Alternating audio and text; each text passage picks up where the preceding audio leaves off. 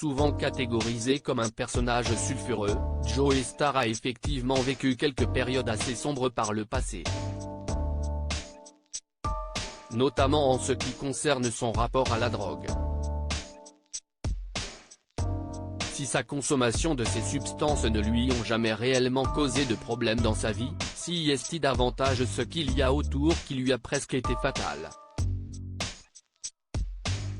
Je n'ai jamais eu ce truc d'aller jusqu'à l'overdose, mais en revanche, si est-il les à côté qui ont failli me tuer, a-t-il notamment expliqué à Keren Rose dans son podcast Contradiction. L'ancien rappeur de NTM s'est alors souvenu de ce jour où il a eu des hallucinations en voyant son frère et sa propre tête changer de couleur à vue d'œil. Je prends un truc pour dormir, j'ai surdosé. Ils ont appelé les pompiers, s'est-il souvenu. Il s'est ensuite qualifié comme un très mauvais toxicomane, avant de donner un exemple, pour le crack, quand il faut cuisiner le truc, j'ai ne fous partout, j'ai juste envie de faire mon truc. Il se juge donc incapable de prendre un livre et de faire la recette de bout en bout, comme en cuisine. À noter qu'il est également un grand consommateur d'alcool. Pas envie d'être sobre, mais qu'en est-il alors de son rapport à la sobriété? Il n'y a, en réalité, pas envie.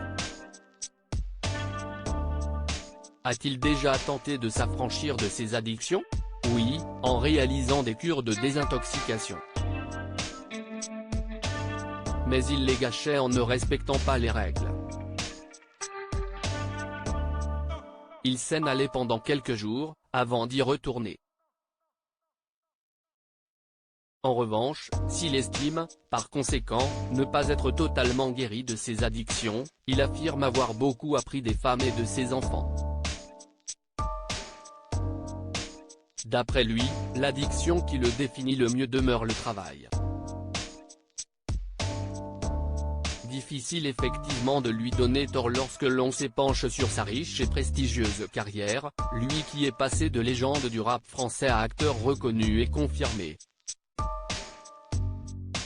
En effet, entre ses différents tubes avec Cool Chain en tant que membre de NTM, puis ses nombreux rôles au cinéma, dont ceux dans le bal des actrices ou Police grâce auquel il a notamment été nommé à 2 reprises au César dans la catégorie du meilleur acteur dans un second rôle, il a connu beaucoup de succès dans sa vie professionnelle.